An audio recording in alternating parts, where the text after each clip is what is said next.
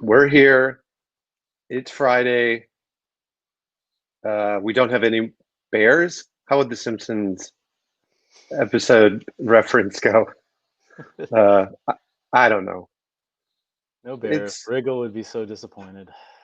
He would be. It's we're gonna need a bigger windmill, and I'm going to start off with a short 1 minute video from that I made of the miniest mini golf tournament finale because it kind of had a Holy Moly-esque finish that I did a little bit of fun editing with in a very Holy Moly style. Went way longer than this short 1 minute video, and it will give you a chance for you all to get settled in, get some popcorn, and get ready to talk Holy Moly Season 2 one more time. So enjoy.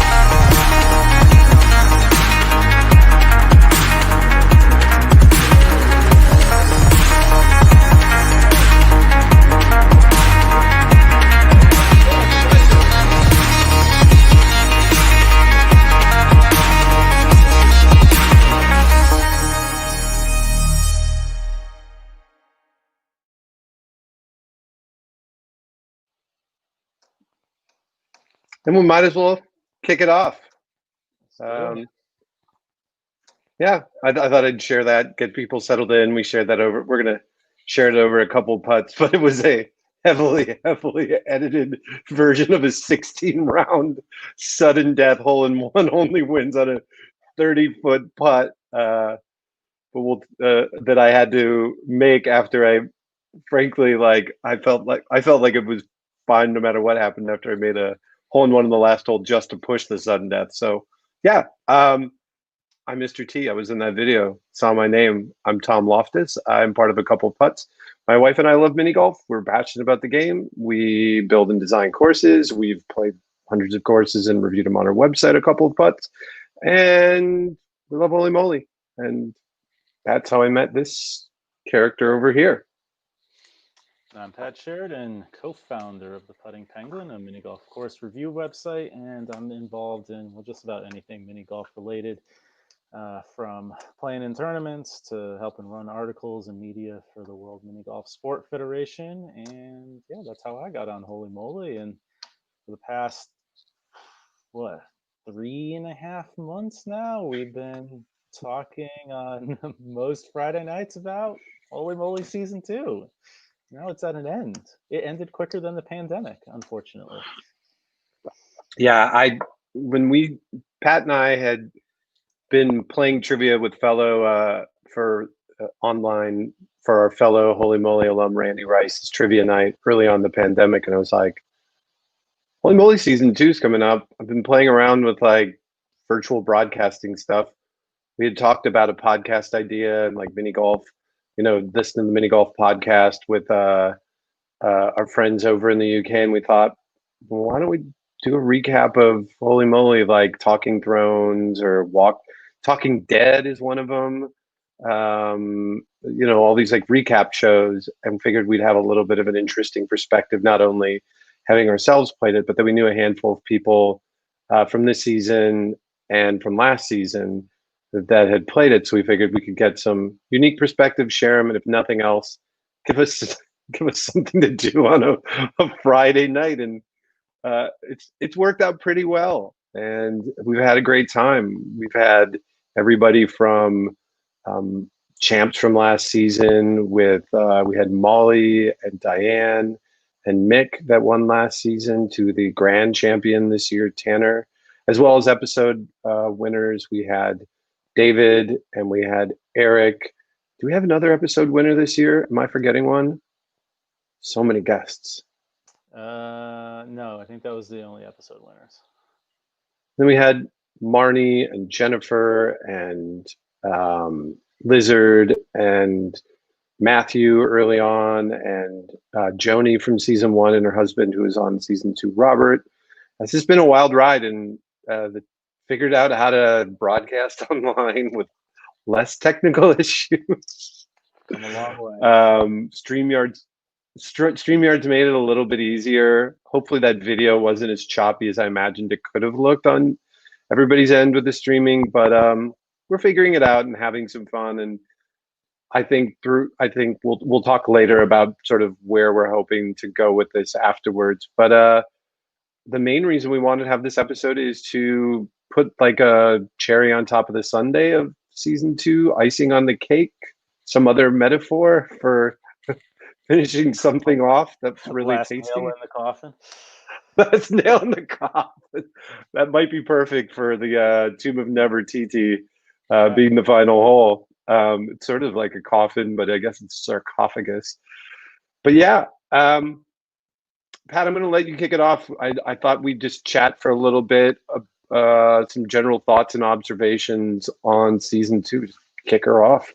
Yeah, I mean, overall, I was, I don't want to say I was pleasantly surprised. I enjoyed it. I mean, I think the big thing, we talked about this a little bit with some of our guests over the course of the year was, having played on season 1, we kind of knew how everything was going to play out because we either knew people on the episodes or had been filming and stuff. And, this year, a little bit different for some of us in terms of how much we knew or didn't know, but just the experience of not being a contestant is different. Whether or not you had any insight into how things were going, seeing it is completely different on there. And I think the format change, we'll talk a little bit later with our aces and bogeys. Maybe it wasn't a home run, but it was a solid triple. It moved the show forward a lot. It gave more space for the contestants. It gave that kind of through line to the season that a lot of those game show type shows have had in the past. And I think it really engaged. And if you look at the ratings and everything, I guess we'll never know if they got a COVID bump because probably the first few episodes they were the only game in town outside of NASCAR and I think bull riding that were doing live sports. So you had a pretty hungry audience for watching something like that. But even as stuff went through the summer, the ratings held on and they were, I think, for the most part higher than last year. So it certainly wasn't a fluke. So I mean, I think all in all it was a success. I mean,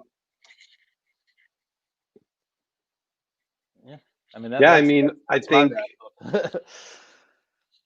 yeah, sorry, it was chopping up on my end, so I thought you had finished. Hopefully we're not getting the technical difficulties that we tried to. I feel like it's perfect that it was like the only other things going were like NASCAR and bull riding.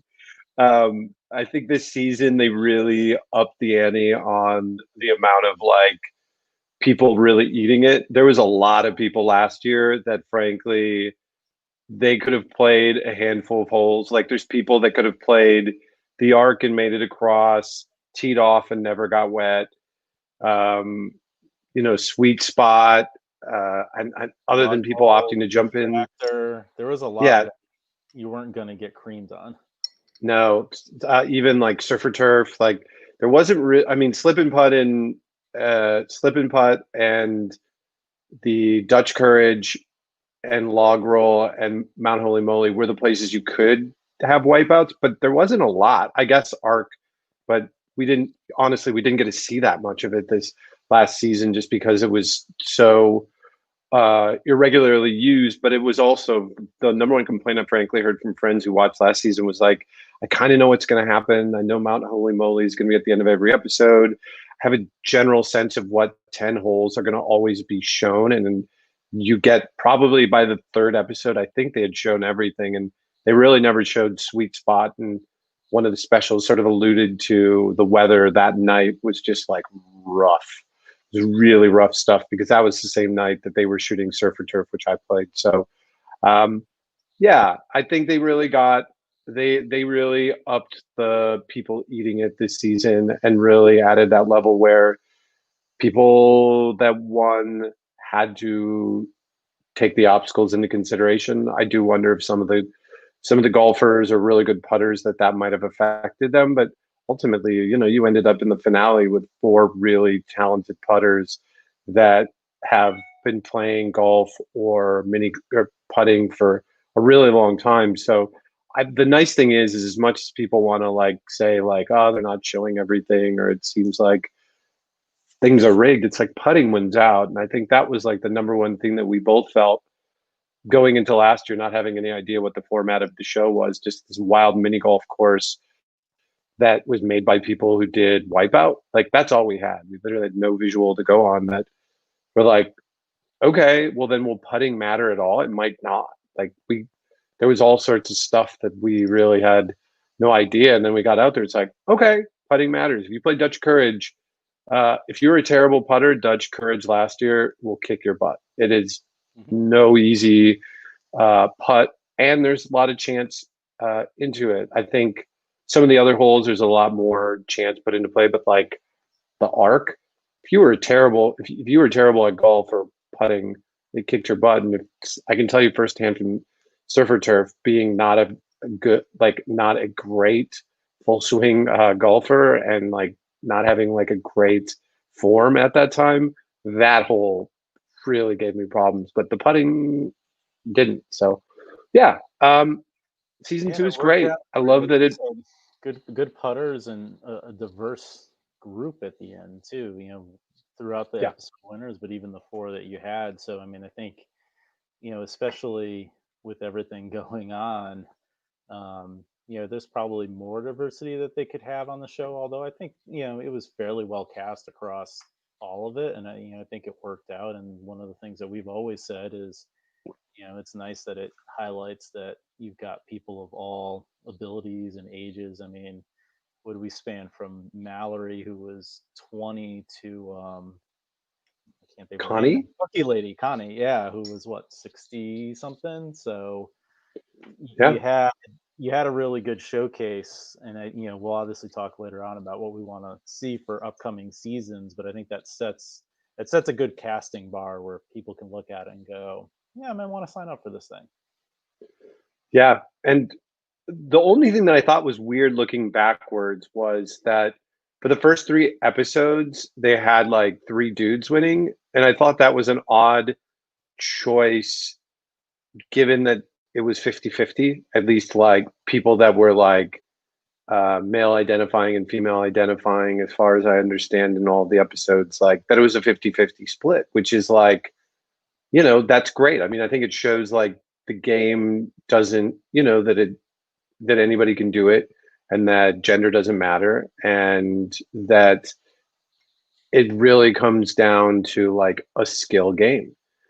And so it was odd that they started out that way, but ultimately it landed the way that it needed. And frankly, it landed super awesome with like the last episode with Ashley crushing it on a hole in one. In fact, all three hole in ones were by women this Women, season: yeah. May, Jennifer, and Ashley, which is awesome. Um, and yeah, I think I think that's super cool. But yeah, pulling up what we were looking at. Let's jump into like our rankings of the seasons. Do you want to start with this current season, or do you want to start with season one? Let's do season one. Let's flash Okay. back first. Flashback to 1 year ago today. We're in the fall and we're looking back and being like, 10 episode winners, $25,000 an episode, seen a lot of the holes over and over. And we had thoughts. And Pat and I sort of filled these out independently. I only saw his ranking as I pulled this in uh, for the show. And I'll let you start off start at the bottom. Yeah, so clearly we had similar thoughts. Not that Caddy Smack was a bad hole to Mhm. watch. I think it was entertaining because you had Steph and the Wriggle robot, but it was, yeah, I think it just had the least amount to do with the actual competitors or skill of the competitors of the obstacle. And I think, we could talk a little bit about it when we get to season two, but I think they managed to tweak that a little bit when we got to putt the plank and, that introduction of the celebrity and how they did it. So, I mean, obviously we got number 10. So I'll move to nine. I had Surfer Turf just a little bit lower. I know you had played it, so you probably got a little bit more firsthand knowledge of it. But I just think the hitting it over the water part was interesting, but it lacked a real obstacle after that because that bridge. I mean, you had to be pretty unbalanced to fall over as you walked over. So, and I don't know that they did it a ton of justice either, the way they filmed it, just because, it being the tiebreaker hole and everything. So I had that one a little bit lower, although we definitely disagreed where you put your number nine. Well, I lost on tee off, so I feel like that's probably the biggest thing. I think it was just the least fun to play when there's all this anticipation, and the other holes was so much more of like, okay, I can think about this or I can play off of that. It's not just like you wait, 4 foot putt and you possibly fall in the water. And the way that it played too over on TV is that as much as it's cool that it's a skill putt, it would be a lot cooler if there's more back and forth. I think they maybe had thought there would be more back and forth and people would just go like 10 putts back and forth. That never happened, except for my episode when it aired earlier in the episode and people were just missing nonstop. But more or less, it was like one person in, one person miss, they go on in, or one person miss, one person's in. The only ones that went back and forth on that were, I think it was Matthew and Colin McCarthy, who Colin won his episode. That Colin was the second to putt and Matthew missed. And most of the time, the person who had to go putt second was at such a massive disadvantage because all of a sudden it's like the pressure's fully on and the person in second position lost more often than not. It's like you watch that quick replay, there's only a few instances where that wasn't the case. And my own thing is I would love to see that come back as a best of three. I think I've talked about that, but it would be so funny to watch the person who got soaked have to go up there drenched to putt again, but maybe that they would get to go first and that they would not have to have that like absolute pressure. I think it's also like, yeah, I mean, it's a lesser version maybe of football where if you win the coin toss and you have to make the field goal in the past, I just feel like there's a massive advantage for going first. And the stakes going second or higher. So that's why I put it 9. But I do think a revised version of it would be really fun.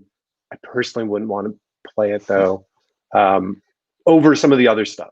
And I Yeah, mean, Caddy Smack, I would have loved to play Caddy Smack, hearing that there was a bit more of a heavy break that you can't really see in the big pool. More than anything else, it'd have been cool just to meet Steph Curry, which we didn't get to do. But I'm a huge fan of his game, so that was my thought on teed off.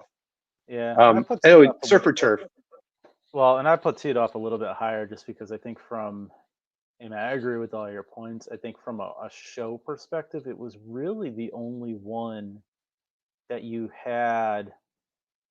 I'm looking at it, the real people in the water. Yeah, Because you didn't really have anybody, realistically going to Mount Holy Moly. There was the thing where it broke and stuff. So, like, if you compare it to season two, where so much of it was water based, I just like that you had yeah. that concept that we had talked about kind of going into it, that you had expected that there'd be a hole where somebody's got to go in the water for something, and that was the one. So that's why I bumped it up a little bit. But I mean, I agree with all your points. That could be a much more playable hole. And I guess moving into number 8, surf or turf, having played it, I mentioned that I struggled on the putting part or the hitting it over my head part. Um, I uh, I do I don't know. I didn't like that at the time. I might be revising this from last year. I will say the one part about it that's kind of cool is there's so much space on the other side for a lot of things to happen. Like if you watch Matthew and Joey Daps going back and forth was super cool. They had like a sudden death that was like really dramatic, and other people like the ball traveled a lot. I mean, what wasn't shown in mine was there was a lot of going in and out of the sand, and it was really unpredictable and hard to play because it was really shallow. So I think it made for like a little bit longer play. But you're right, there was no real obstacle. Um, Making that putt across that 30-foot bridge felt like $1 million. But you could kind of hit it hard enough where you almost didn't even have to have the ball ride on it. You just like whack it over and it kind of just floats. But you had log roll at number 8. Yeah, I mean, we weren't far off. He had it at 7 here, and I think that one looked better than I think it turned out to be, and I can't quite pinpoint exactly what it was. I just think it somewhat seemed a little bit easy from a physical challenge perspective because it was a little bit Yeah, just timing. And I don't, having not played it, I'm not quite sure how much that putt was, but there wasn't a ton of skill to that putt either. That's a lot of whack it, as hard as you can up the hill sort of thing. So I think it had a lot of potential and it looked good from a size and scope, but didn't really play yeah, that well. yeah. I'd probably I'd back up on that one. I mean, I'm watching like Jala Dodi and a couple other people, Jala Dodi in the special where they showed her really like whiff through it with like an 11 or 12 or 13 or whatever she got. It did really look like if you could. I remember seeing it on set from afar and being like, "Woof!" Like it just was like so many like ups and downs and ups and downs, and then you have the logs hanging overhead too, that you kind of have to duck under, and it's just like, boy, you there's like a huge risk reward if you just whacked it hard and flew all the way through. But I mean, a lot of it was just, I think it felt more like dumb luck than anything else. Yeah. Yep. You had And sweet spot number 7. yeah, and I think that one just suffered from I didn't get to see it enough. I didn't see it on set. I saw it barely. I mean, I understood the concept, and I think it's a good concept, but from a show perspective, there wasn't enough there for me. Yeah. Yeah, I'll mention it when I get up to the top. But we had Distractor at number 6. Yeah, and I really like Distractor, but I think the thing about Distractor is it's better as a contestant than I think it is as Mm, a viewed whole because this year was a little bit better because I think the distractions were a little bit bigger and used more of the mhm. space on the whole and really got up to people. Although there was a little bit of that depending on what you had last year. And I think like as a player playing it, I really, really enjoyed that hole. I thought it was super fun, but it just it doesn't translate the same way as some of the other holes do on television. And um, but I enjoyed it. So it's just like, yeah, it kind of sits in the middle for me. Yeah, I like the concept. I like that it can be fun, like with a bit. I don't think season one's distractions were nearly as good as season two. Like I think the one that you had, the paparazzi, despite the carpet being kind of a challenge, I thought was really cool. But other than that and Kenny G last year, I really didn't like the yelly guy. There was like two that kind of seemed like the same with like fire breathers, and there was the contortionist. The jump roping one with Laurel and Lamb was fun because of the drama and Laurel really like just sticking it on that first putt. I thought that was cool, but yeah, I don't know. It it would have been fun to play, but definitely not as good as the top 5, which you really wanted to play teed off. Yeah, I mean, we talked about that already. I mean, I think just where it fits in the show thing, and I still wanted to play it. I mean, again, it's that thing of who doesn't want the opportunity to try to either beat somebody or if you lose to drop into the pool of water as freezing as it would have been. I mean, I think, like I said, I was happy with going out on distractor, but I feel like if I like had log roll instead, I would have been really bummed that I didn't get a chance to do teed off. Yeah. Yeah. In retrospect, I am somewhat on that same boat. I think losing on it is why I had it lower. I had slip and putt only because I think I played it, I won it, but I had a unique experience. They didn't show us. I won on it. I felt like I putted that really well, but the run up, I didn't really have much of a challenge. I had a quick slip, and then I got up relatively easily, and the guy I played against, Jordan, just flew up, like didn't break stride. So I think it was a tad. It wasn't. I think it's fun of an experience without all that sliding. Although I will say I did like a pretty fun like slide down that I just got like drenched in all that glycerin. But that's why I had it a little bit lower. Um, and then I think because I got to see Sweet Spot in a bit that didn't air that I filmed for an interview, and then Sweet Spot reminded me of parking course that's near and dear to my heart that has a spinning platform, and I just love the whole candy and the whole like layout of it, like seeing it in person. I think it'd have been fun to play going back and forth. I think in comparison to stuff this season, it still would be it. And thinking about it more, I probably wouldn't be as excited to play it. You had the arc for four though. Yeah, and this one I think, and you've got it third, so we're kind of very similar in our thinking. I think it set the foundation obviously for what we ended up seeing in Uranus this year, in terms of it's a really interesting idea that I don't know that I would have thought of the way you could have picked out some of these other holes, like you just mentioned, Sweet Spot. Like we've seen spinning greens in various courses before, so that that was transplanted. We're here is like, no, I'm gonna whack the ball as hard as I can, try to drop a guillotine to stop it, and have to run over a bunch of stuff. That's a pretty cool idea. Um, and so yeah, it put up there, and I think if you move my slip and putt, our next three are obviously the same, and I think the Yeah. only difference I have for slip and putt, um, the 2 points I have, obviously mine took a lot longer. There was a lot more falling, but I think the way they picked to edit it, because it was a little bit different format last year, they could kind of pick out the, let's say, the better of the holes to show for people. So you got more of the wipeouts on television. So it made it an interesting hole to watch. But the other thing I really liked about it, and this is going to play into a little bit of what I was thinking about for season three, is it's the only hole where both competitors are doing something at the same time. It's true. I do like that. I never thought of it that way. Yeah, and even this year, Huh. I'm pretty sure it was.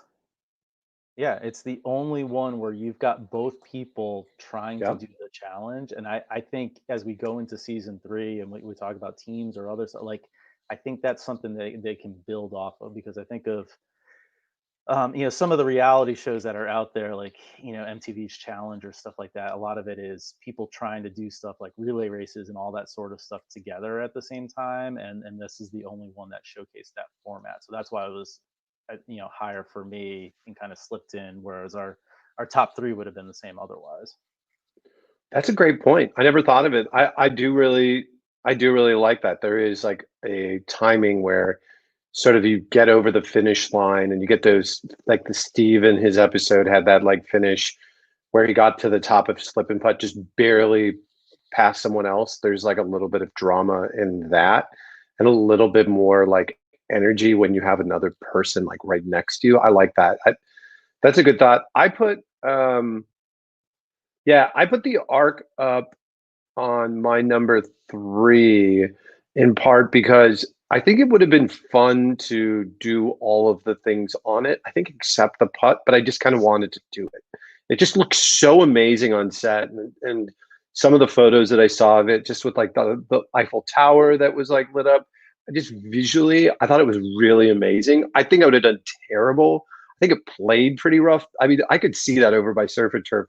That angle is sharp. That's not even like a like. It's funny. I think I bumped into somebody who had played it in the lobby at the hotel, and they're like, "This isn't anything like you would ever have to play in golf or mini golf. Like nothing is that sharp of an angle. Like Right. it would be such a bottleneck at the course. Like if someone put that in there." And I think that one was probably the first picture I had seen of anything on set. Like somebody had Yeah, like an Instagram, and I remember looking at it and going, "What the hell have I got myself into? There, I'm gonna die if I have to try to jump over those things." And not knowing even how to play, but just seeing the little mushrooms that you had to jump over. yeah. So, yeah, I mean, I think it deserves being up there. And like I said, also it started setting the standard for holes in the future as well. I mean, Holy in Mount moly! Holy Moly, I mean, it seems obvious. You get a zip line, but the fact of the matter is, it gives you a chance to play for $25,000 if you're playing it. It it doesn't go that much further for me, but like a huge volcano, fire, hitting it up into like we can get into different holes is such like a different. It's such like a mini golf thing where it's like depending on what pipe you hit it in, if your position to the cup is the best. I think the putting on the other side would have been nerve wracking with three people, where you really don't have like never TT, where this year people have to make an ace, or a distractor for that matter. It's like you really have to think about it, and so um, yeah, that I think all of it though seems fun. Only two people fell in, so I feel like confident that I could land that dock. But I don't know. What about you on that one? Yeah, I mean, it's the same thing, and I was, thinking through it. It's got they played it up right. It's interesting how they played it up, as this big thing versus Nefertiti that had the kind of that anticlimactic feel this year to it, and they kind of went because it lived up to it, right? It had the parts that you need. Like you said, it had the multiple holes. You had that shot at the beginning, um, which of course is interesting as a player because if you're the third person, you're seeing what the people in front of you are doing. You don't know exactly where their ball's landing because I don't think you could see the green from that vantage point, but at least you had an idea. Then you've got the zip line that you got to land, and then you've got the actual putting at the end. So all the holes that they had last year, it just had all the pieces put together, which made it the perfect final hole. Yeah, I wonder if they knew. I'm assuming, and we never asked any of our guests this. I'm assuming they knew which would get you and where, like which would give you the best position to the cup. I'd assume that was like told to Feel them. like that was the case just from like anecdotally talking to folks like Molly after the season. I think they told us like, yeah, if you got it up to the small one, that was the better one. Yeah, and then our number one, Dutch Courage. It's windmills. It's Perfect. the epitome of mini golf. Yeah, I think It's literally I their think logo. season yeah, it's season one. Uh, with season one having that smaller windmill in the middle, I think the play probably for some people is a lot harder and may have been pulled out because so many people did so bad. I know people that played it the night that on my night that their scores that they had, I was like, boy, I wish I could have played someone that was aiming towards like a 6 or a 7. I had a tie for a 3, but Yeah, I I think know it my it was, score was not hot on that, but I but also in some went way, second, so I knew what I had to do, and I wasn't aggressive. right. Well, and that's the thing. Like for me, it was like literally, I'd been on a set for, I literally got out of wardrobe and they're like, okay, we need to bring you. In fact, when I think this is like fairly well shared, is that we get like a couple hits on each of the holes. They were giving us a chance to like putt the top part of slip and putt, and then they just called our names. They're like, you need to get to wardrobe, and so they're like, oh, it's like holy crap, like it was still light out, and um, they had us like getting going because they were gonna like I was like one of the third groups to ever play Dutch Courage. So there wasn't really any time to think about it. We're not like shooting any extra stuff. It's like, here you go. And by the way, you're in the second position. Oh, and by the way, the other person got it all the way almost to the checkered mat, which I don't think a lot of people did. I mean, the best anybody did on that hole was a 2. So um, yeah, that one's like the epitome of mini golf. Oversized windmill. I'd do it again in a heartbeat. it's like I think the windmills are a little bit more forgiving last year for most people. So I think it's just perfect. I don't know. Any additional thoughts on that for Nope, that one's easy. well, let's move on to our new season. And I don't know how easy that is to read for everybody, but um Pat, you want to kick it off? Because we supposedly had 18 holes this year, and this is the thing I kept watching all year. They actually did in theory. Yeah, because they had the infamous conspiracy ridden playoff between Carl and Tanner after Garrett had to bow out from his episode, and honestly, I didn't even think about it until I'd seen your ranking as I was putting it together. It's like, oh yeah, that really was the 18th hole, which was hole 19. But you know, I mean, I think the whole point there is, I mean, that was just a flat putt off. It was in front of the hole 19, like little concession stand area there. So it really wasn't anything, but it was technically a hole, and they showed about 5 seconds of it. So you got that, and of course, above it on both of our lists was not a much higher rated Beaver Creek. Um, and I don't want to say that we're at all biased because Riggle took a dump on it the first time it was shown, but I think as you watched it, you could tell like there was a lot of luck.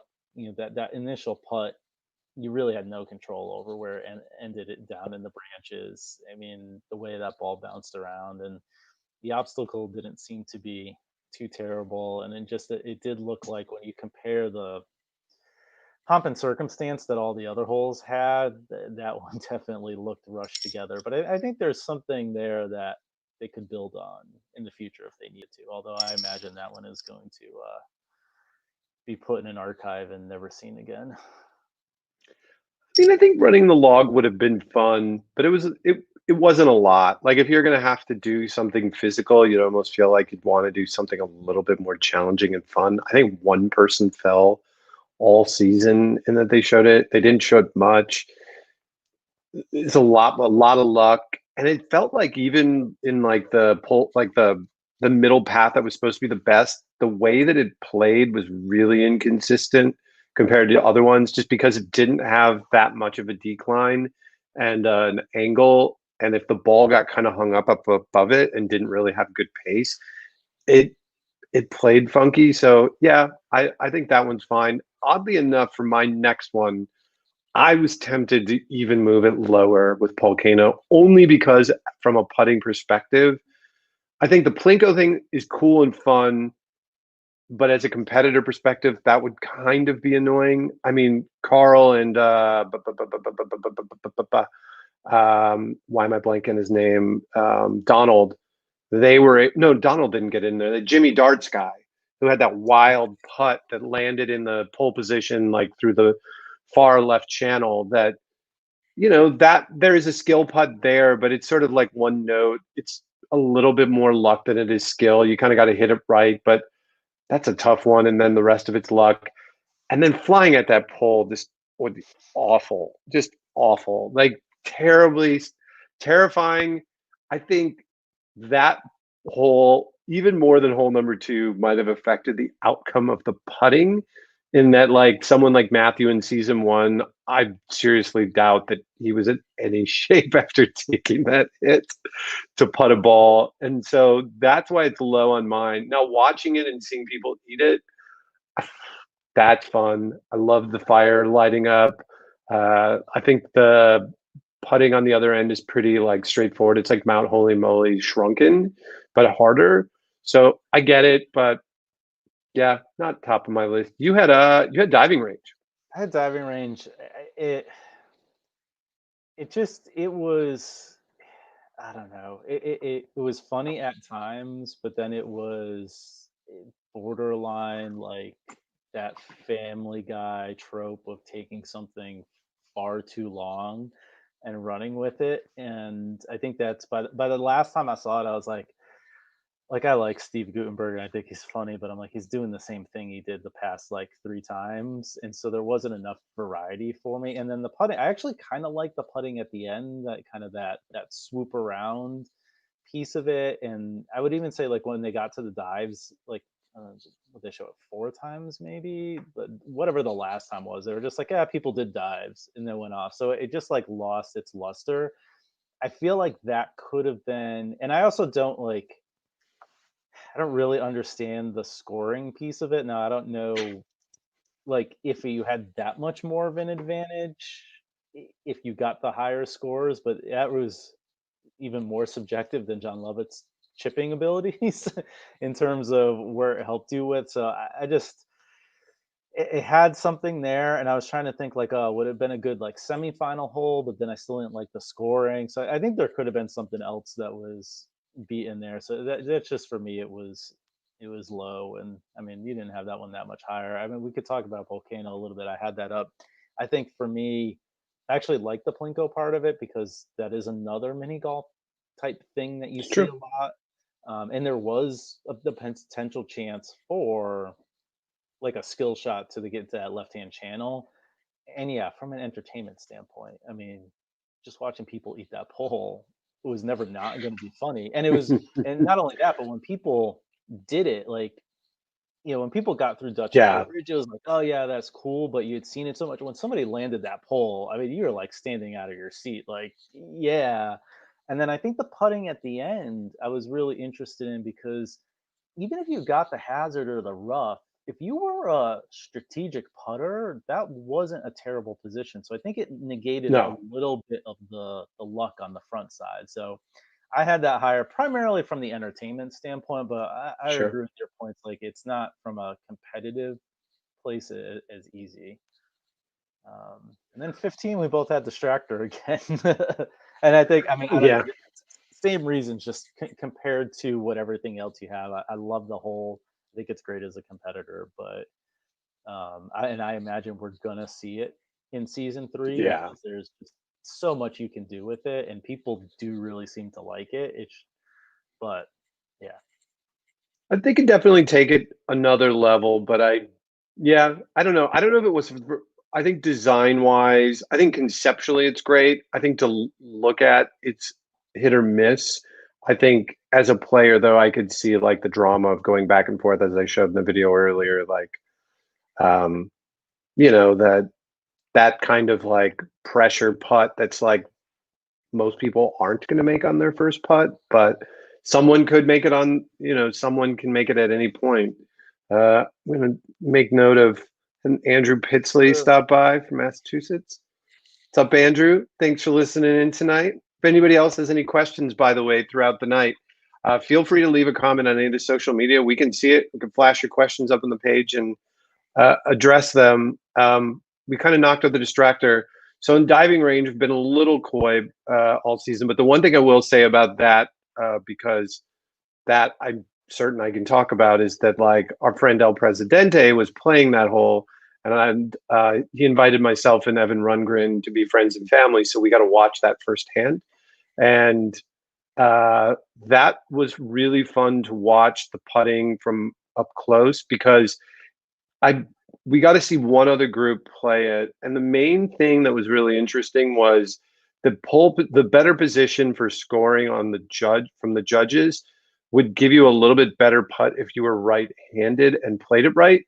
But it wasn't an easy putt. Like getting it up and over those lanes was a lot harder than they made it look on TV, and it's a real pressure one. There's other parts to it that like I don't want to get into and give away too much of the TV magic, but I think that one, the way that it played, I liked a little bit more. Um, and so that's why I had it slightly higher.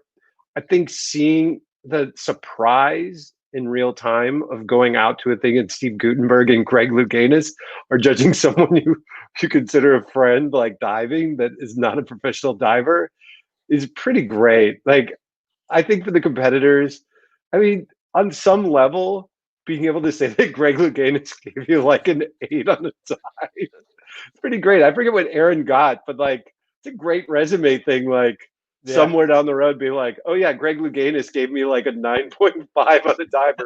Steve Gutenberg really liked my dive. It's like, what? What does that yeah. even mean? I don't know. It's one of those things where it's a great story. In the same way meeting Steph was.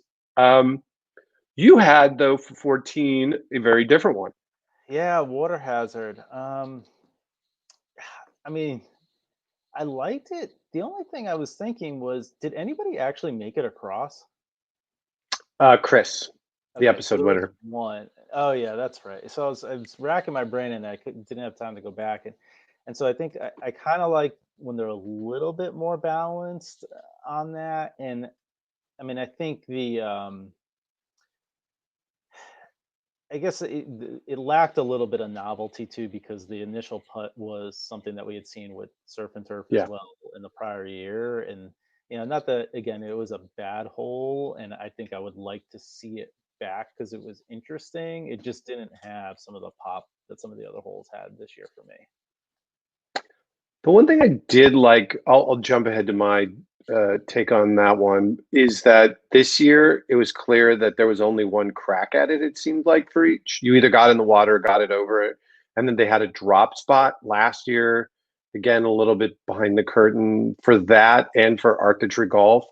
They did go back and forth, like on those holes until people got it over and they got a certain amount to do it. Or with Surfer Turf, if the other person got over and you didn't, then you had to play across that bridge. But if you're both missing, you'd go back and forth. Um, and so I like that they really put more pressure on that first hit over and they didn't drag it out. I thought that was an improvement. And I did like people getting wet. Um, and the thing that I liked more was I liked the putting area around on the other side, felt like it had a little bit more heft to it. And that to me was kind of exciting. I think some people use like there's like a little ramp and there's some sand over there. And so I liked that a little bit and put it up slightly higher. But my next one up on the list was clowning around because I don't really love getting spun around. I love the clowns. I love the design. Thematically, it's all great. I love that they figured out how to have someone hit upside down. But as far as the actual putting goes, is really, really like other than the novelty, it was like random distractor and then a short putt. And so you don't even have that kind of pop of someone making like a 12-foot putt. It's like you had two people that missed like 6, 7 foot putts and one person went in. Again, if we'd have seen it more, that could have been really fun. But yeah, I put that one down just because I just don't love getting spun around and dizzy, Yeah, maybe more than anything else. see, I had that one higher because I was thinking a little bit forward of that one has a lot of potential to it as is. I Yeah, like that there was multiple components, the spinning, the pies in the face, but and then the pure putting at the end. So it kind of had it was a little bit like Mount Holy Moly in that way, and it had several components that it had to deal with. And I feel like if we had seen it more times, somebody was going to come dang close to an ace off that, which was going to be pretty awesome. And so I just, and again, the clown is a classic mini golf obstacle. And so I like that. yeah. Um, I like that they pulled that all together and kind of held that a little in check too, that you didn't get to see it until the end. And so I actually had that one, yeah, much higher um, for those reasons. I think right as the single episode, just that one go, it was probably not the most dramatic thing, but I definitely want to see that back as a whole as a regular competitive whole over a few episodes. You had Go For It there, which I don't even remember I had that all the way up at number We 5. So you swapped had that at those 13. two. Yeah. Um, the only thing I It's true. really didn't like about Gopher it was it seemed like the Gopher was inconsistent, like writing it, because it seemed like some episodes it was a hard buck, and other episodes it was kind of a long draw. And I know that may be tweaking of it and shooting out of order. I know all the filming stuff, so but I think this was one of the cases where, as a viewer, I was like, I kind of just, and I guess as somebody who has been to bull riding events, I kind of wanted to go full bore. Like, can you actually even stay on for 8 seconds? Versus, I mean, some competitors were on there for 20 or 30 seconds. And I was like, all right, I'm kind of done watching this person spin around in Yeah. circles on the gopher. And so that's the only thing that drew it down, because then I liked the second half of it a lot, the way it was set up with the pop up gophers and everything. So I think just there's for me, there was a lot of room for improvement on that hole compared to some of the other ones, and that's why I'd put it down lower. I'll chime in on that one just quick. And the only thing I'll say is I do think that I wonder if they were really limited on how much they could buck people around by how high it was up. I think that was like, True I too. mean, they were up like 20 feet in the air. I mean, they couldn't really like rock people back and forth because you saw people go right to the edge of that inflatable kind of pedestal that they're on top of. I almost half wonder if there's things like that that you can rent, like bouncy castles that exist in the world, or something like that. I do agree that that part. I like the premise. I like the visual. I like the goofiness of it. But the heads popping up was like perfection. Like it might be one of the best, most fun things next to the windmill as far as like an obstacle that's been on the show for me. Like I just love that. I thought that was so much fun. Um, where are we at right now? Oh, so I had my water hazard. I kind of said that. I don't know. I didn't love it that much more. Um, Frankenputt. You didn't love Frankenputt either. I don't think I had it that much higher. Yeah, it's a good idea. I like that it's different. I mean, you saw it a little bit later on, the concept with the clowning around of getting punished for missing a putt, and you hadn't really seen that before. Um, but I think it just lacked a little bit of drama. I think in part because most people did it in like two or three shots. Not that I want Yeah, people to be electrocuted like 15 times, but I think it loses a little bit of its luster if you're just like, well, this is only going to yeah, happen to you twice, sort of thing. So I like the um, theatrics of it, especially the first episode. I think they really, really did a good job of playing with the graphic of it and doing it, but I just think it lacked in execution. yeah. I can see that. I don't know. There's some of the visuals of it and like the exposition and the people with the Tesla coils that were nice. That I think were more of a visual thing, but I didn't have it that too far away. Uh, I had hole number two up next on my 11, and part of that is I think the putting part is really cool. I really don't love the idea of getting hit. I like watching it.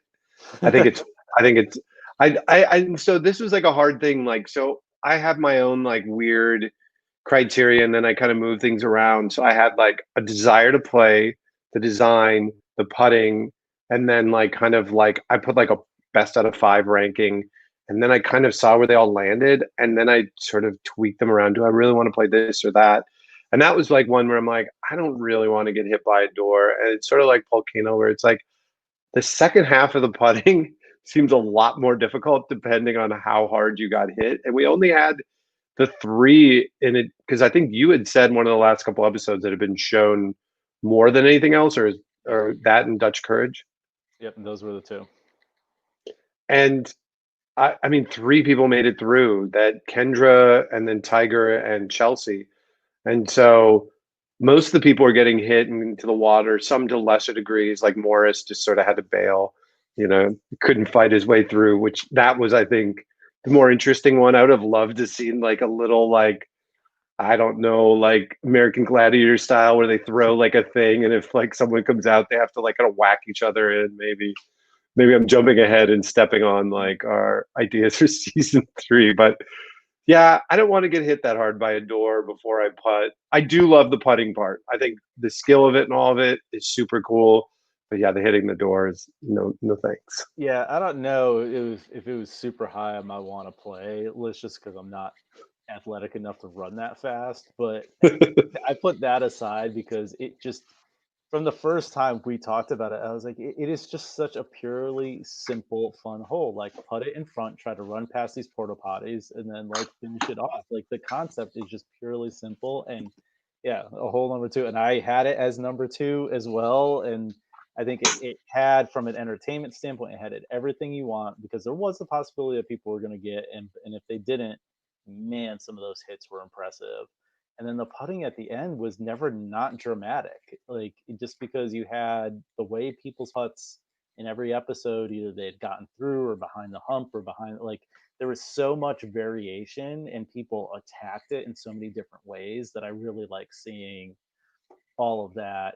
Again, editing for some of it, but I think more than some of the other greens and stuff, it allowed for some of the Yeah. most variability, and I think that one has got.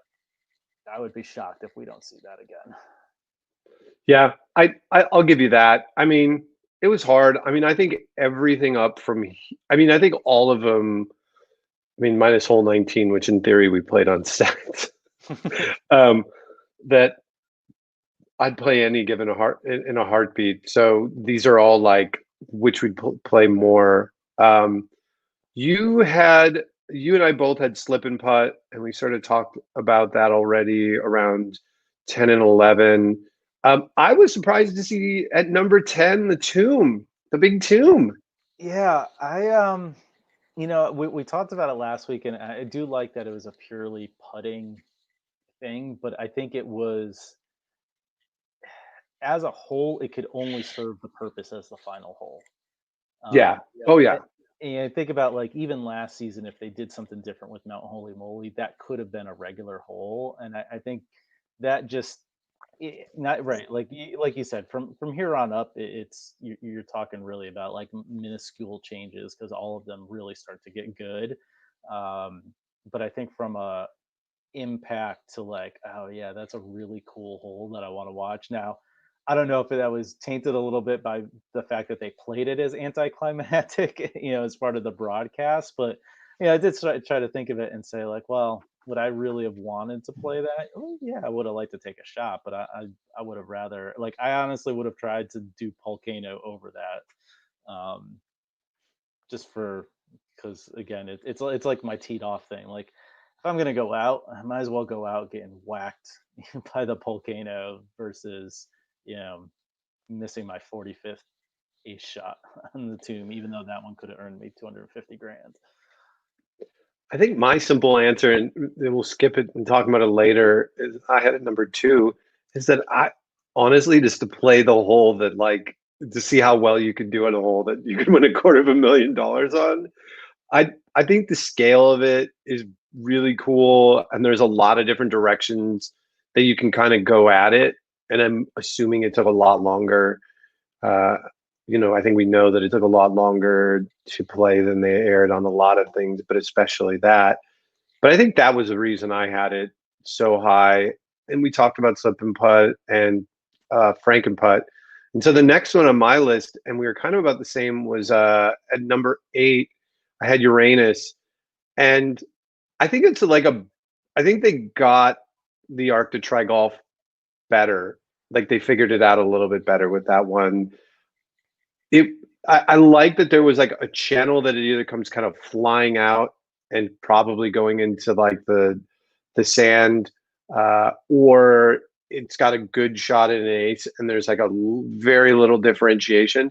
I'm still really curious, having looked at it. I think it's like design wise, my biggest question is like, what happens if it gets stuck inside that lower ring? Are they having to hit it again, knowing that some holes they do that? Like if it just gets stuck, you kind of have to like hit it till it gets over to the other side and sticks. So I'm curious what that would be like, and former competitors be want to slide into messages. I'd be curious to hear how that premise worked out on a personal level. But I really like the planets a lot better than those red, sort of like Super Mario Brothers like little mushroom things. I thought those were really fun, and I think unlike Water Hazard where almost no one made it, it was like a 50-50, and I liked that more than like the I think with hole number 2 and like with Water Hazard, and that it seemed like almost nobody got past, even Putter Ducky to some level, but they didn't show it that many times. So that's why I had Uranus down there, even though on their special they had it as the number 1 hole, which the fans loved, which I think that was more of a bit, but who knows? I mean, it certainly has Um, entertainment value. um, we both, and you talked, I mean, do you have other thoughts about Volcano? No, I mean, it's Double, same thoughts on Uranus, and we talked about your Volcano. and then Double Dutch Courage. We were on the same page. Lucky number 7. Yeah, Why I does mean, it fall for you? it falls simply because it, it's the experience with it, right? Like, I mean, you start to move up here, and you've got, from a pure season perspective, it's like, yeah, I like what they did. I like ramping up the speed. I like having, the extra blade and the drawbridge and putting the water. I mean, all of that is good, and it's got great hits. But now that I look at it, I'm like, all right, that should be a staple. It should be. It's always going to be a top 10 hole, in eternity, really. But it just fell for me because you've got a bunch of other, new and interesting ideas this season. Yeah. I do wonder if on that second hole, that windmill was clearly on the second windmill that it was clearly moving slower, but you had to jump that little gap. And I think it's underrated to have to jump a gap and time it. Hmm. That's that like double like thinking about it with the pressure on and people watching you late at night. That's an extra level. I do wonder if there is something more that they could play around with on that, where it's like opening and closing or something that could be interesting. But yeah, I don't know. It's a great hole. It's a great concept. They need to bring that one back. I get why they probably don't want to go as aggressive on the second one either, because someone's already got hit and wet. To like the amount of time that it's going to take to reset them, they're just going to be there all night. If they're hitting everybody in the water twice, that's that's a long night of filming. So yeah, we get top six. Putter Ducky kind of alluded to it. Um, we didn't get to see it a lot. I think the concept is brilliant. We didn't get to see enough people get past it. We got to see Jennifer ace it. We saw a lot of really close ones. I'd have loved to see if someone hit over that ramp where there's like a toothbrush and some other stuff over there. And I would have loved to seen them utilize more of that hole, because I think visually it's just so much fun. Obviously, I'm assuming that those special, like the effects of like the squeaking was probably added afterwards, but I don't know. I love that. I love that concept. I thought it was great. You had Putt the Plank. Yeah, I mean, really, the only thing I didn't like about Putt the Plank was it's the same thing that Caddy Smack had a little bit of a thing too, is that you are reliant on Mr. Lovitz's ability to hit the ball over, and we saw a couple times where the better putt at the beginning didn't really play out because of that piece of it. But Yeah. um, I think you take that out, and it's got so much good stuff, right? It's got, again, the elements, kind of that front element of the putt, the physical challenge of literally jumping the shark, and then the back end putt. It's a great constructed hole, and as you've referenced a ton of times, it's a pirate ship. And how many pirate mini golfs are there out there? A gazillion. I almost wonder, and this is maybe stepping on like again another idea, but so like we already talked about clowning around and go for it, and I'll just throw in my 2 cents on why I had Put the Plank at 4. It's just like I'd always been really excited about the idea that there could be a pirate ship or a plank, and I just like wow, that'd be like such a great idea. That if I would fix that, I would, instead of having this who gets closest to the pin, which I don't think any way you do that is really that exciting. I don't think there's any way to make that fun to watch. Why not do a version of like the teed off or sudden death to start? That you do like a 4 foot putt, or a 6 foot putt, something that's like doable. And maybe you go back and forth for a bit, but you can reset really quickly. And whoever misses, they go over first. To me, the advantage is the person who goes onto the shark first is at a major disadvantage because they didn't get to see how the other person played it to jump. And I feel like you should have the advantage of the person who has the best position to get to see that first. And so I would have changed the order with that. And then hitting it over the water, I'm sure there's a million different ways that they could make that different. I just hate that it's like a random person. I mean, even like the robot felt like a better thing than Lovitz, where he was wildly inconsistent, and it didn't matter whether he was single blindfolded or double. Like it was just total dumb luck. And I didn't love. I think that's the one thing I didn't love about that hole. But the shark, like won this season maybe for like things where you're like, I want to watch that thing and like figure out like how like you could do that in a course. Like I thought it was just pure genius. Like the ship alone looked like a great build, but that shark, chef's kiss. What about you on Putter Ducky? I mean, it's kind of the same points you made. I just had a little bit higher because I think I liked that it was a simple concept again, and it was executed really well. And like you said, maybe it would have been good to see a little bit more of what they had used on the whole. But I like that you had a good A shot, obviously, because we saw Jennifer get one. Um, and yeah, I mean, and that was it. It was one of those ones where you look at it and you go, oh yeah, it makes sense. It's a good idea. And then buns and wieners, you might as well go into. We both were on the same page on that. I think I know why. Yeah, well, it was the better version of Beaver Creek. Yeah, they just.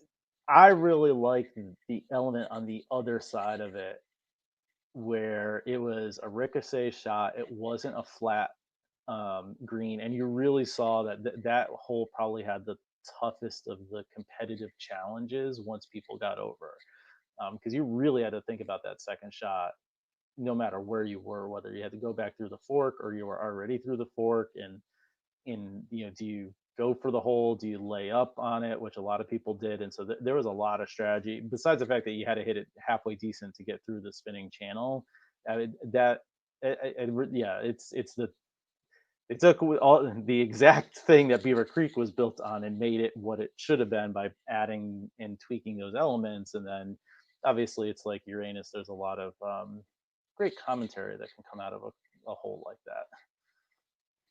Yeah, seeing that, I was like, oh, that looks like the first time I saw it is like looks a lot like a great idea that like I've seen a number of picnic themed mini golf holes, even helped like design one that was like French fries and hot dogs. It's very like Americana and makes sense. It's not like a like, oh, they stole my idea. It's like it's a great idea, like the pirate ship. Like, you don't see it as much on a mini golf course directly, but it just like everything visually worked.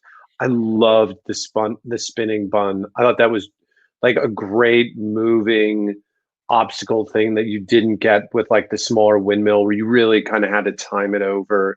And then there was some luck on the other side in the way that it ricocheted, and you had to make a really tough putt. And then on top of it, you had to like then try to like get across in um that wiener, and then like I think Uzo like just totally like flying across it. It was clear that if you like it was like the motor wasn't like whipping it around super fast and like would respond to weight. And I think Beaver Creek was like that. But I loved watching that. That was such like a fun moment.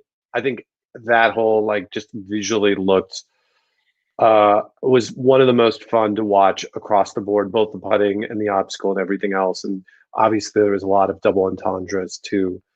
And that gets us to our number one that I think we discussed a lot during this season. Dragon's Breath, go for it, Pat. You got set on fire. I mean, it was. I think El Presidente said it the best. Like the next time I'm probably going to get set on fire, I'll be dead.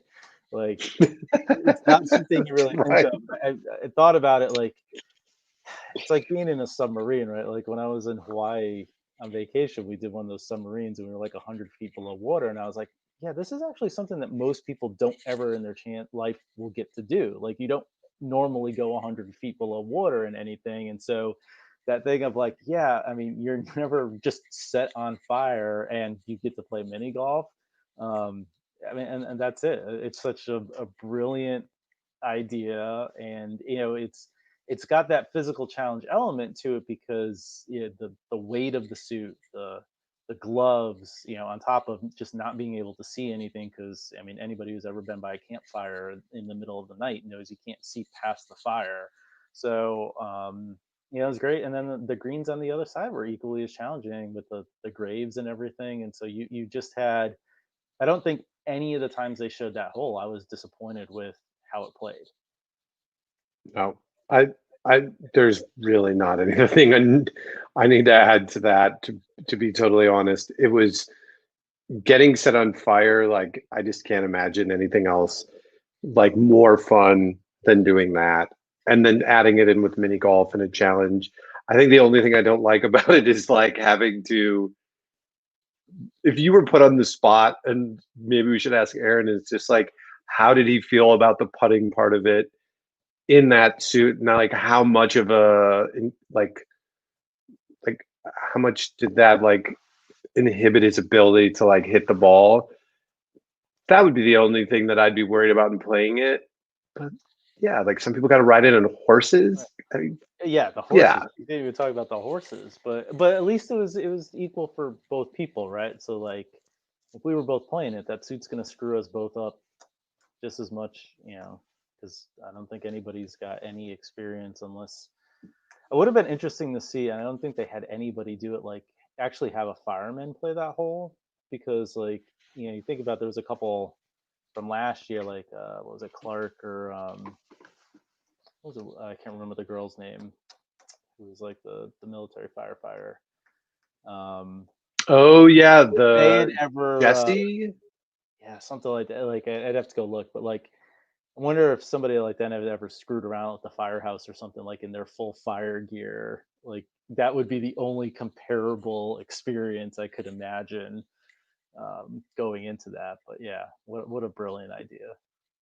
Well, they had one this year. They had the guy that Clay played on Where the Herd at, that was a fire person in California that I started following him Oh, that's right.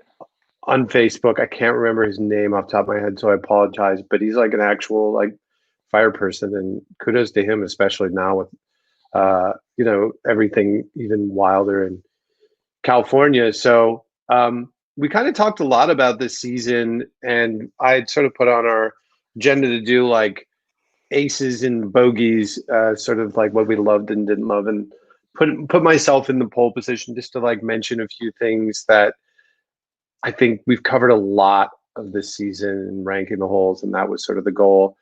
But yeah, I think the things that I loved about this season, as I said earlier on hole number two, Morris fighting through that hole, and that could lead to something else. I think the better putting this year was like really interesting. That there are a lot of holes where you really got to see the putting play out, especially on holes like Buns and Wieners and hole number two, and even to some degree on um, Putter Ducky and Double Dutch Courage. So I thought that was fun. I think as someone who's like tried to practice their game a lot during the pandemic, that's something I grew to appreciate. Volcano wipeouts, maybe sometimes it's like hard to watch, but it's kind of, I don't know, can't get, don't get too tired of it. I thought the ideas for the distractor were way, way better and more fun this year. And then Lovitz and Putt the Plank, I think were just, I've said it enough, but like I'm a big fan of John Lovitz in general. I think he played up the role of being this disgruntled pirate really well. It's sort of underrated, like how either he felt like he was kind of getting treated like crap, but that's sort of his like MO anyways, and it sort of fit perfectly. Um, and then I don't know, I think the obvious one that we've said over and over is just Wriggle. He hit a stride this season in with the show that was very clear in the specials in the way that they highlighted him in tests, that that's like the main course, that the play is sort of like the garnish, but like your big stake is Rob Riggle. So that's what I had for my aces. Yeah, I mean, my aces were the aces, which Yeah, I didn't yeah. see in any of that, which was great. And yeah, I mean, I think the showcasing of really realizing that this show is nothing without Tess and Wriggle. I mean, a brilliant job at casting by ABC, and even when Jeannie, complements them really well. Um, as much as I think we'll talk a little bit about the specials as we get to the bogeys. The two things I actually liked about the specials, besides the fact that there was a special, which I think is a nice bonus, was when they put all of the like various wipeouts together to the 1812 overture. Like that was, you just show me that on YouTube on repeat like every couple of months because it was just so brilliant. And it's one of those things. And I remember having like wipeout ads be that way. Like I could see that being run as a trailer like next February or Oh March or yeah. whatever. And um, and giving Jeannie a little time to shine in those specials too was also good because she doesn't quite good enough during the actual shows, and she's pretty funny. So I like that they gave her a little extra time on those special shows. But I mean, I think you covered, and we talked about them all in the holes as well. The best parts about the season. How about your bogeys? Um, so I think it's more like what I would like to have seen versus anything that was really specifically not great about the show, other than the few parts that we talked about, the different holes. Um, I actually was thinking about it in the format that the way they've done. I would have actually liked like a 2-hour finale because I think Hmm? they could have done a little bit more with. Um, like I know there was stuff on the cutting room floor with like press conferences and things like that. I think they could have spent a little bit more time up front, like revisiting the players and giving them, more stuff that wasn't part of their kind of stock shoot from the beginning. And I think they really could have done that. They could have used, a little bit of flashback time. Um, and then I don't know, if it would have added to gameplay or if they could have tweaked the gameplay a little bit. But I think they have an opportunity here if they're going to do a season long thing to just do a big blowout and then kind of do the specials later on. Do a couple weeks after that. So I think I would have. Um, so I don't know if that's necessarily a bogey about the way they had it, just a want to have. And then I think the other thing that is unfortunately probably not a bogey for the show in as much as it's a bogey for our particular circumstances. I think this show, if they're gonna do specials, would really benefit from a reunion show. Like bring back the champions and stick them in the room with Wriggle and Tess for half an hour and do some of the stuff that, like The Bachelor and all those after the rose type shows that they do. But other than that, and like I said, the stuff that we specifically talked about, the holes, I don't think they missed the mark on a whole lot this season. Yeah, I think the thing that you sort of hinted at it, just like with a lot of stuff left on the cutting room floor, was that it became very clear with what was shared throughout online that people are having conspiracy theories around things because there is just a certain amount of editing that they do to make it work. And some of that, unfortunately, leads to people in this day and age believing like making up a reality that doesn't exist but believing it, and I think that doesn't do the show any favors and having that nonsense out there. And I do think there are people that really appreciate the play, and I'll sort of talk about it in my recommendations later of how they could maybe work this in, but show some of like the sudden deaths, like figure it, like I don't know how you do it quick, but like at the beginning I showed like a 1 minute video of three, of a sudden death back and forth that was poorly edited, and it was like the whole video was like a minute. And they could do it in 30 seconds in some of those. If they had someone going back and forth and they could just do a quick time lapse. But I think showing it out would be great. I think I think I know why they don't want to show that, because I don't think they want to they want to build up a universe and create a universe that like everybody's really great. And I think we know that some people just under the pressure, or some of the people just have like personality and they get there and they're not good. And that's fine. Like, I don't know, just show it out. And then, I mean, selfishly, I was hoping that like in the specials, there would have been stuff that they would have dragged out from the cutting room floor as well, that that I think they could have added in. Selfishly for myself, I would love just seen some of the season one stuff of me. Um, I put not 18 holes. I'd have loved if there was an actual 18th hole, because more is better on seeing holes for the way that they can build things and the budgets that they have. And then this is probably going to slip into my recommendation. I'm going to slip into my recommendations for my last bogey, but oddly, I think for the way that the show works, I almost feel like instead of that they'd have an easier time showing more of all of the people if they just had less people per season. And maybe they had two concurrent seasons, like they show a season of 8 episodes and then another season of 8 versus 12, I think it just went long. Like if you had 9, I mean, if you think about like way people are watching shows these days on Netflix and everything else, 8, 9 episode seasons. I mean, if you're British, you're watching something like Fleabag and it's 6 episodes and it's great. It's 30 minutes an episode. It's one of the best shows on. And I think in some ways, instead of like building and building up all of this universe of people that you're going to then have to catch up with, maybe you make it shorter. And I think the amount of people per episode is great, but maybe it's, if you went from 8 episodes from 12, you would then have the ability to still have 4 people play the last hole, but maybe those 4 holes, you only have 2 people on it.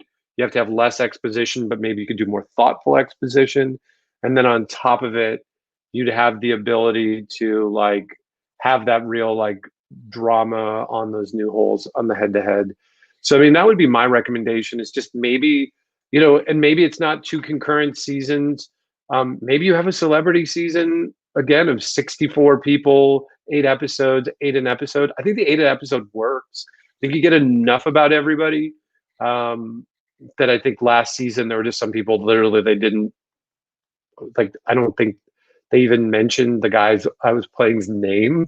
So I mean, there were people that literally, if I got chopped up, they got like chopped out. So I'm glad they showed that. But maybe you'd run a whole season of celebrity, or um, I think there's rumors of like new approaches down in what they might be doing in Australia, and I think that could be a route. Maybe you're even going to make that as a recommendation, Pat, as far as like ways to spice it up.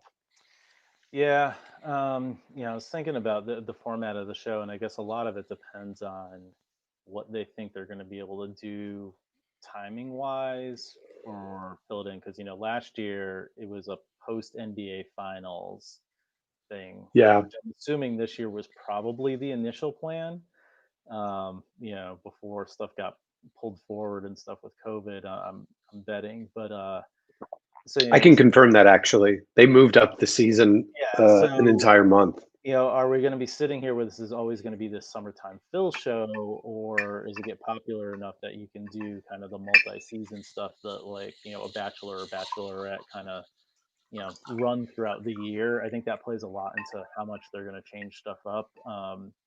But I agree. I think and I think it did hurt a little bit pushing it a little forward because well, they just suffered from everything, right? Because you had the week off because of July 4th, you had 2 weeks off because of the national conventions, and so it was a long season that got extended for various other reasons as well. So it'd be interesting to see how they kind of fit all that into the schedule. I mean, I think from a format perspective, I actually would like to see. I like the idea of the celebrity stuff. I'd like to see some sort of team type competition. Again, going back to like a Survivor or MTV's Challenge. Like I think you could get some of the side by side stuff. I was trying to think through like almost like a relay race type hole if you had like 3 people on a team, and so it'd be interesting to see if you could set something like that up where you had whatever 2 or 3 teams throughout the season that had people kind of in and out as well.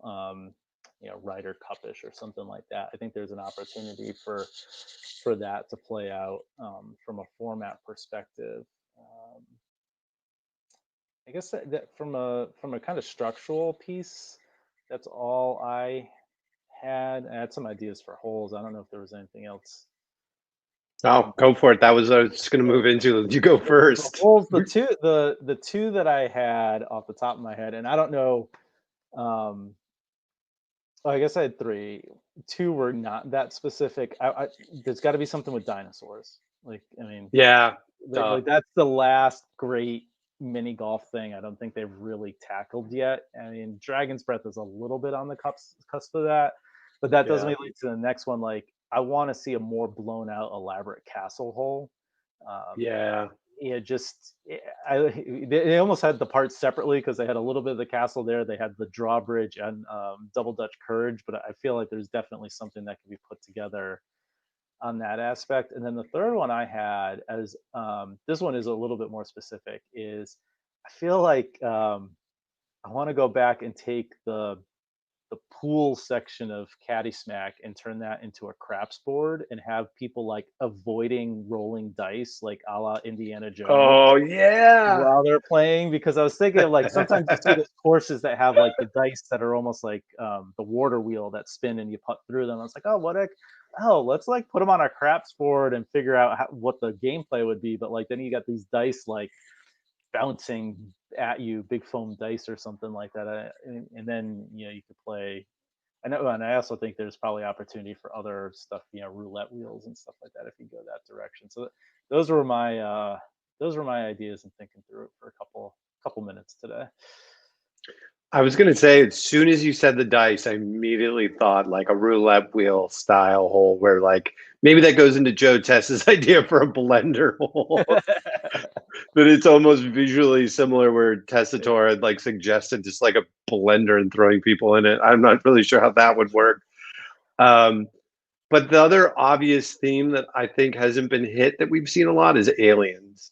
Like something with aliens seems like that seems like it's got to come into play. I would love to see more. I would love to see something more classic Americana. I think that would be really fun to put something in there like that. Maybe you're trying to like get through a water wheel or a spinning thing or a car wash type thing. I think spinning things that you're kind of running through, but it's not a windmill. There's so many holes that have things that are either going sideways or like, you know, around and around. I think could be really interesting, especially if like, I don't know, if you had like a blown up version. I mean, this wouldn't work either, but like some sort of blown up version of Buns and Wieners where it's over water, where you could like slip off and fall in like a Ferris wheel, um, something where you could get dumped out. I mean, there's so many like great ideas, but I think they nailed them all. I mean, dragons, castles, so when I saw Volcano, I was like, oh right, like go to Myrtle Beach. There, like how many Hawaiian themed holes are there owned by the Detweilers alone? Well, even And Moley, they're not even right? Like, yeah. yeah. I mean, like they nailed like a lot of the tropes, but it would be interesting to see if they did like maybe they do an entire season of going to classic holes. Maybe they do like because part of it before we got on it, we didn't know whether we were playing solo or against people. We didn't know if we were sudden death, and part of it I thought like maybe we were dropping out the worst player of a group of 10 as we went along on each hole, and that you would be sort of moving almost through like an obstacle course or something throughout it. And so you could have like a whole, I was thinking like where you would go through different parts and maybe people would get eliminated, that you could, figure a way out that maybe it plays faster, you can shoot more, you can edit it up more in between, but that you There's a just have people play through parts. case for that of making that a finale type hole. I mean, as much as we talked about, we like that this finale was pure putting. I think you could do that where it's almost like a double dare obstacle course. At the end, where Mm-hmm. you made it, and now you've got four people.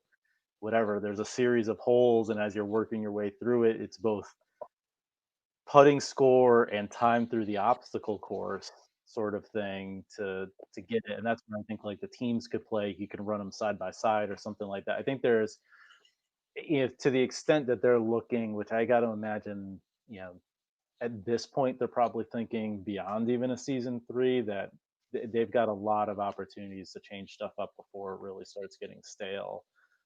But yeah, Yeah. I like aliens. I like the Americana theme. I was trying to think, is there something you could do with like a lighthouse or something, because that's another, very common obstacle that you see, especially on a coastal um, perspective. So there's stuff out there, and I've got some pretty good faith that based on what they've already done, that there's got to be some index cards somewhere that have a lot of ideas on them. And it'll be interesting to see how much stuff they continue to bring back. Like they kind of joked about diving range that they had teed off sitting around, so they just repurposed it. And they obviously had putt bunyan that they threw over by hole 19 for some interview stuff. I mean, it almost seems obvious that Slip and Putt and Dutch Courage are just like every year they're going to modify them, and there's lots you can do with both. But I'm excited to see how they take the gameplay and really twist and play with it, because they could get away, I think, doing more capsule episodes and do like less of them and make it more fun and like have something that people watch are like, ooh. But you also are gonna not gonna build a huge set and have like four people play it either. So that's like Right. the give and take on that.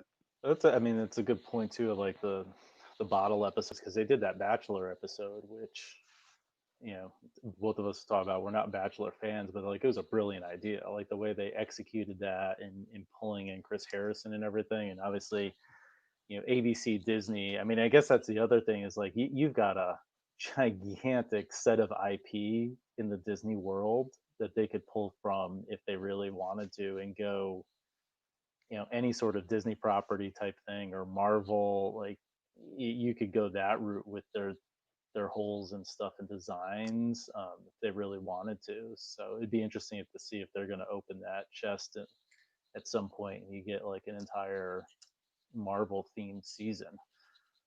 In which case, Or it'd be great to bring in some of those celebrities. or the pandemic goes longer. I think there might not be as many people interested in this, because I think some people, especially competitors, didn't love the animation versus meeting Curry. What about doing a whole episode that's completely animated? Ooh. Just make up some goofy characters. Bring all the Donald Duck versus Luke Skywalker and some like animated Star Wars. Like they own this whole universe. Well, It's and that's Avengers, where X-Men. Just like make a whole episode of Wolverine getting hit by windmills. the point we've had, like, why don't they do more on social media? Like, why is Yeah. that a YouTube 4-minute thing? I mean, and maybe it's just because they sit there and they go, well, we don't need to do it, right? Like, we're gonna throw it out there. We've got enough marketing. We're gonna get 4 million people who watch this no matter what. Like, and I understand that. Like, I completely get. There's money spent in certain ways, but yeah, it would be interesting to see some of that type of stuff, especially right if we get more.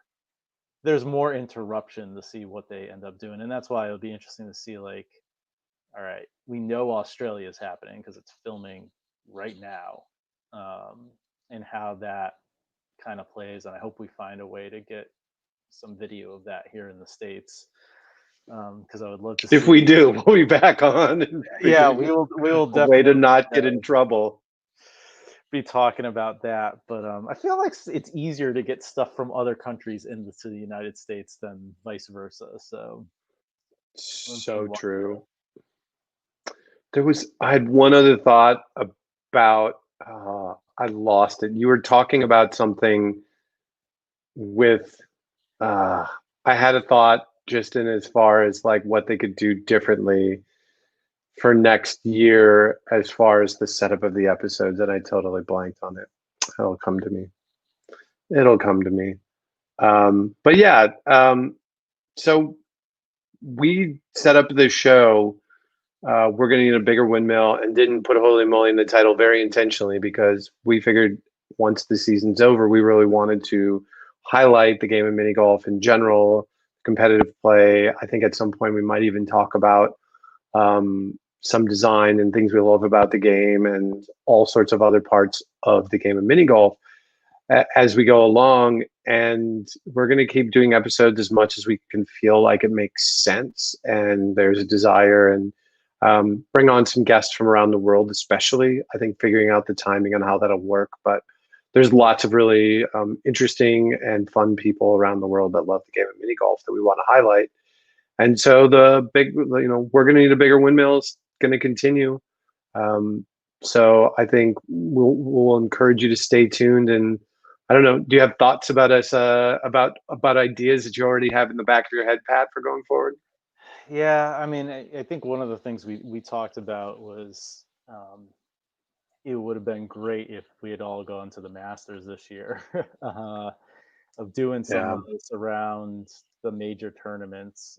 So I think that's still on the plate, and we've got the U.S. Open coming next May. That's going to be in Pennsylvania. So I think doing something where we could figure out a good way to set up from a hotel or the course or something. I think that'd be fun and get some live uh, people on here. I think that's uh, we're looking at the kind of the months coming up. It would be interesting to see if we could get some of the the folks who are in either the professional space or the WMF space or any of the space we're interested in, just to get their kind of stories and background, what they're doing. So I think there's definitely an opportunity there. I think either way, even if we can't get necessarily views on the Australian one, and I don't know how quickly it's going to air, but I think we have an in with a couple folks who will be on the show, at least one.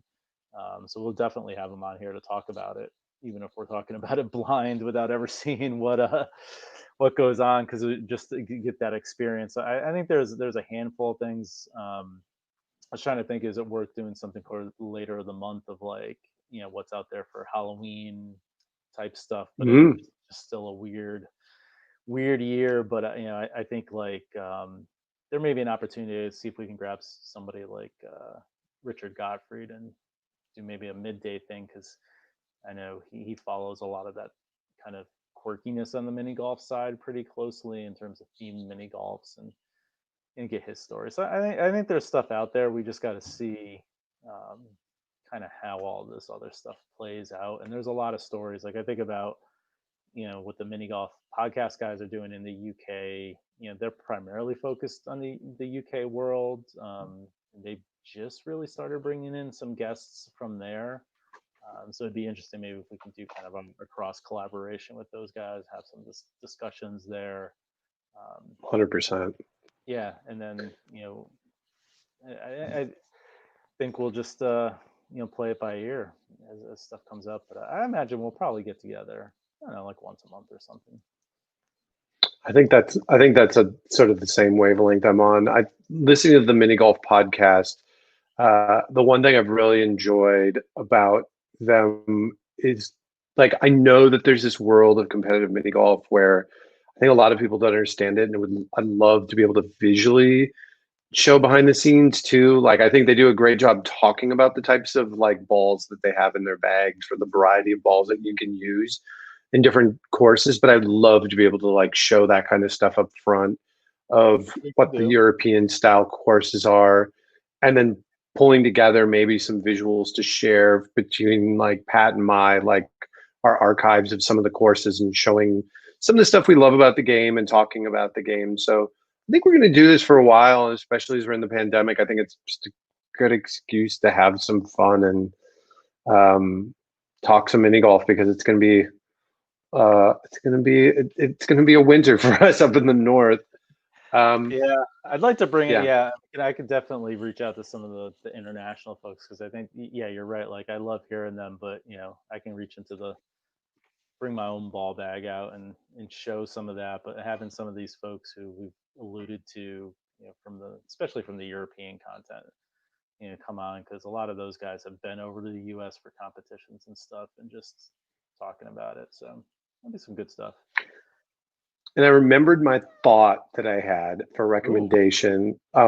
Well, it's funny that they mentioned one of the specials, Talking Hole, about like the recap, the faux recap shows, like as a joke that Riggle and Tessitore, which is kind of what we are. So maybe we should like start saying we're like the unofficial Talking Hole, Holy Moly recap show. But the other thing that I had as a recommendation is that knowing that there's all of this on the cutting room floor is like, why not allude to in the episodes that there were certain matches that there was some drama and put it on YouTube? I know that there's post production stuff that cost a ton of money. Every minute of video that you're editing really aggressively costs a lot. But there's also a notion you could put up raw content, be transparent about it, and just have it out there. I think for the competitors, it would be nice. I think for transparency around conspiracy theories, it would be nice. And I think in some cases there's some real drama that plays out that we know plays out that gets completely cut short. And that is context that I think would be helpful for people that love the competitive side of the game, that want to see sports in a different light and they want to take mini golf and putting in a serious light. And I think that would be a really easy way of doing it. So that was my other thought that I had, and I was totally losing it. But I don't know. I mean, some of it's selfish for my seeing my own stuff, but some of it it's I genuinely would have loved to have seen two people going back and forth and seeing how close they got on 10 putts. I'm a nerd that way though. Like I'll watch all the O Street videos that come out and watch people putt and see how they do. But I think if it's done like well, it's enjoyable. I mean, Holy Moly can definitely do a good job, and and they have like equipment 10 times it's more expensive as O Street. I'm certain they could make videos as interesting as them and probably have the ability to make it much better without um, a lot of work. So that's just my thought. Before we jump into mini golf happenings, do you want to jump into that to start? Yeah. So I guess the three big things I know off the top of my head is we've got the USPMGA Masters coming. That is, yeah, the 8th, 9th, and 10th down in Myrtle Beach. Which good luck to all of our folks who can make it. I don't think there's many people north of the Mason-Dixon line who will be going down there this year for various reasons. I know I'll be missing it, but yeah, we'll promote it. Ditto. You can definitely find some results. We'll put it on the Putting Penguin and various places. I'm sure it'll be an excellent tournament.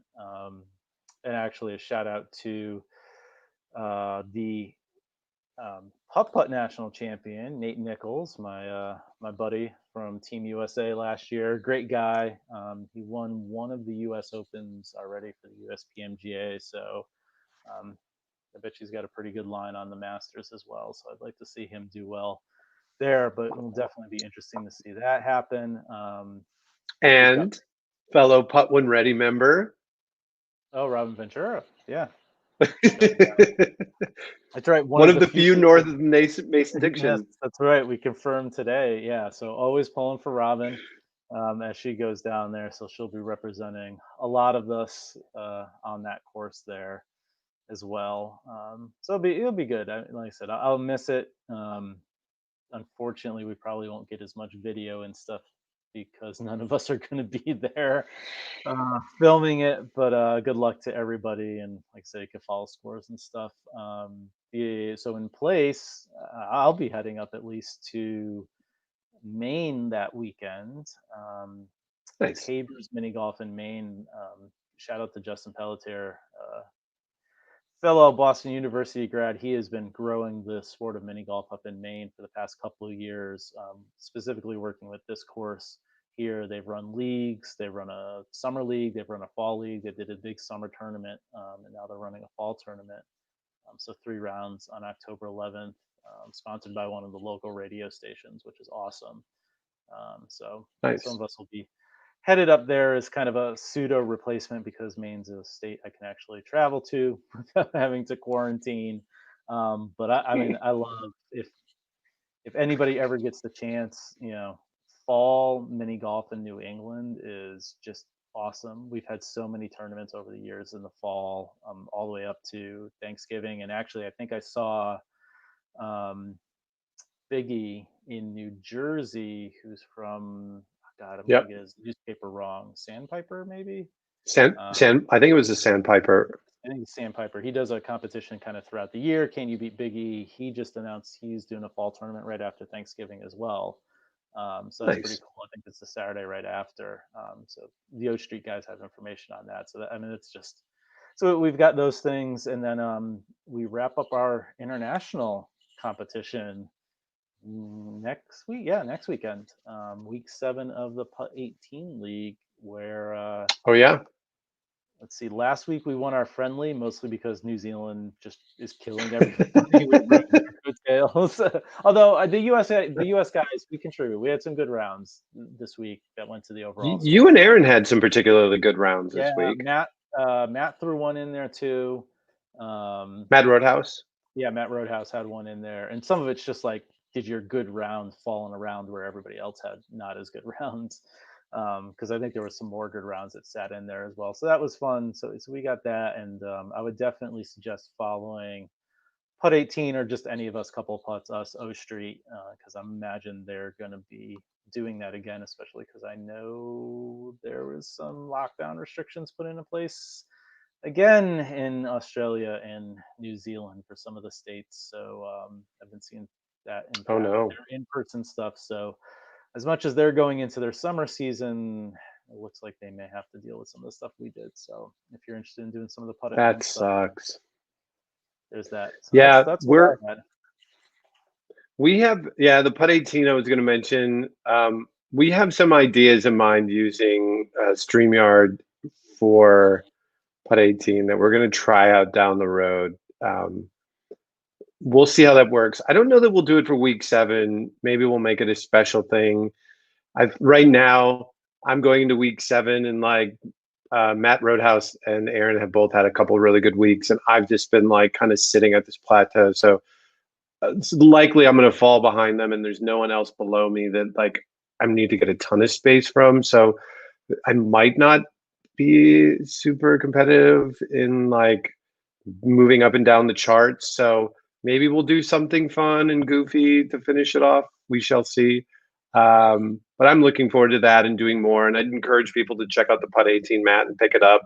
The league is so cheap to take part in, and it's a really good group. The camaraderie is great. That the amount that you're spending on that mat is honestly worth it. There's always going to be people that are going to be way better than you, and there's going to be some people that are not better than you, and why not? It's live sports. As Watch far it as other in the stuff goes, game. It's fun. yeah, yeah, no, it's super fun. You can watch, but but honestly, if you're playing, you have way more of a stake in it, and it's like it makes watching other people way more interesting. It makes you want to watch like a Matt Ansley video because you're just like, what are you like? How are you this consistent? It's like so much harder than it looks. Yeah, and then like couple putts is gonna. We have an absurd backlog of reviews right now. I might be playing 3 courses, 2 different 18-hole courses at one place that we've only taken some photos driving by, and then another course we haven't visited tomorrow to add to like a backlog that's just stupid. It's like 40 plus, and we have a lot of them ready. I think the hope is, initially the hope was around the Masters, and maybe I'm going to knock some out in the next week, is to share a bunch of the photos of the courses where the Masters are taking place from our last year's adventures there, just so that people want to see them and they're going down there, that they have some photos of all of that stuff. But yeah, we have a ton of reviews from everything from courses in still more in Lake George, a bunch in Myrtle Beach, a bunch in the Midwest, and then elsewhere. And so a couple of putts we'll be putting up those. We have a bunch of videos too that I've been doing of these course overviews if you want to see like kind of a quick run through of a course to get a sense of what it looks like to consider and get excited about playing certain courses. That'll all be there, but we don't have late fall tournaments because Minnesota, when it gets cold and snowy, it gets cold and snowy. I'm slightly dreading it, but I don't know if we decide to build a mini golf hole in our basement this summer. Maybe we'll like do some check-ins on the progress of it. We have one that we for sure are going to be putting at the Elmhurst Museum next spring outside of Chicago, and then it'll be moving to the City Museum in St. Louis. That's super cool later in the year. So that stuff will all be stuff happening in the world. And stay tuned. We're going to have lots of stuff. But like Pat said, Putting Penguin, O Street, a couple putts. We all have like a ton of fun video and reviews and stuff that can help you along and finding some mini golf. And hopefully you can find a way to play safe in the winter. I know we have some strategies to try to do it. We'll see what happens like that. Oh, Randy, plus 54. Don't give away the game, Randy. Don't give away the game. Yeah, there's some thoughts about what we might do with Putt 18 to try to like set some other records if you can't figure that out. But yeah, we're gonna keep doing this because we love mini golf. Yep. I mean, can you tell behind me? So yeah, so I'll sign off. This is Tom, Mr. T. It's been a great season of Holy Moly. Thank you for all tuning in. Hopefully you've enjoyed this and it's given you something to listen to late at night. And if you have any thoughts or ideas, send them our way. We're happy to hear from people who listen to the show. Yeah, and this is Pat from the Putting Penguin. Thank you to all of our guests this year. And in case we don't talk to you in the next 35 days or so, vote on November 3rd. Vote on November 3rd. And if you're voting for Trump, don't vote. Vote on November 4th. Stay home. Go eat up your conspiracy theories with the spoon. Like, be kind and just sit it out if you're thinking of voting for that jackass. Like, the world needs a break, and he's a problem. Sorry, there's lots of vocal people on the conservative side of things in the mini golf world. I'm just gonna say, like, it's seriously, don't fuck the world up anymore. Don't vote for that jackass. So vote November 3rd if you're gonna vote for anybody besides Trump. Anybody. But yeah, we're out. All right.